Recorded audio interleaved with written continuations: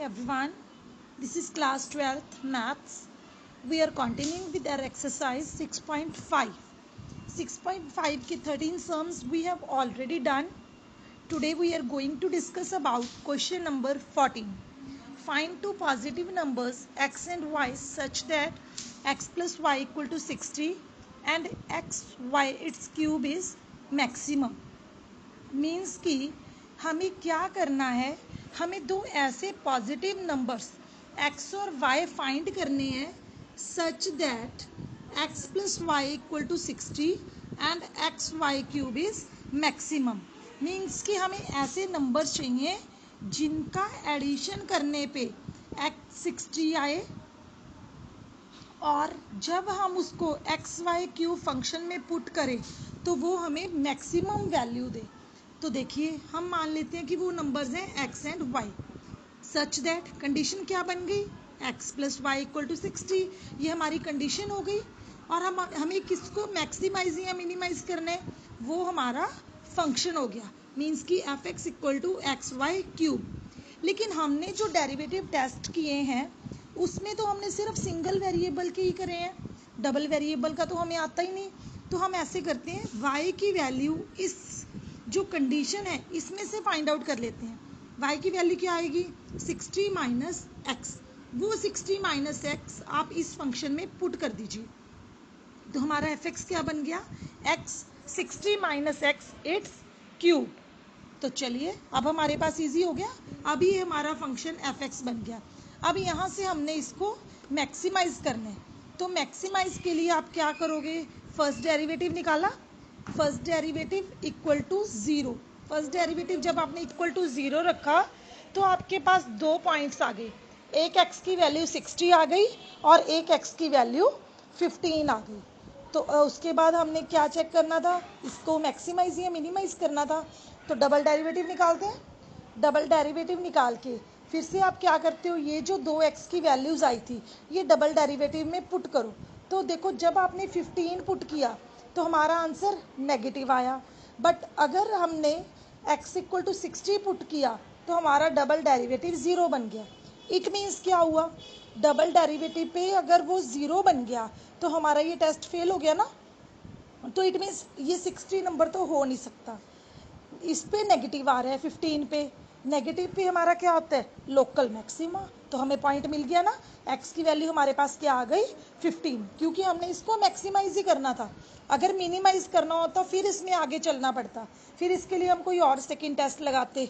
60 अगर F double dash x zero बन जाते हैं तो उसके लिए हम अलग मेथड लगाते हैं. लेकिन अभी हमें मैक्सिमा ही चाहिए था तो वो मैक्सिमा हमें 15 पे ही मिल गया. इट मीन्स हमारा आंसर क्या हो गया, x की वैल्यू 15. लेकिन हमें तो दो पॉइंट्स चाहिए. तो दूसरा क्या है y, यहाँ पे पुट कर दो. 60 माइनस 15 कितना बन जाएगा 45. इट मीन्स दो नंबर्स कौन से रिक्वायर्ड है 15 एंड 45. तो चलिए नेक्स्ट हम देखते हैं. Find two positive numbers x and y such that their sum is this and product is maximum. Same कि हमने क्या करना है कि जो यहाँ पे दिया क्या हुआ है कि हमें दो पॉजिटिव नंबर्स फाइंड आउट करने हैं. कैसे पॉजिटिव नंबर होने चाहिए कि उनका सम 35 हो और उसकी प्रोडक्ट, ये फंक्शन यहाँ पे थोड़ा सा हाइड हुआ है तो फंक्शन ये वाला है x² y5. इसको हमने मैक्सिमाइज करना है. बिल्कुल सेम जो हमने 14 सम में डिस्कस किया है वही सेम सम है. x plus y equal to 35 आप लेके चलोगे तो y की वैल्यू क्या आ जाएगी 35 माइनस एक्स.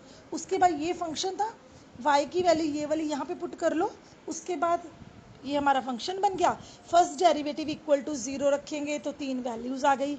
सेकेंड डेरिवेटिव में इनको पुट कर लीजिए.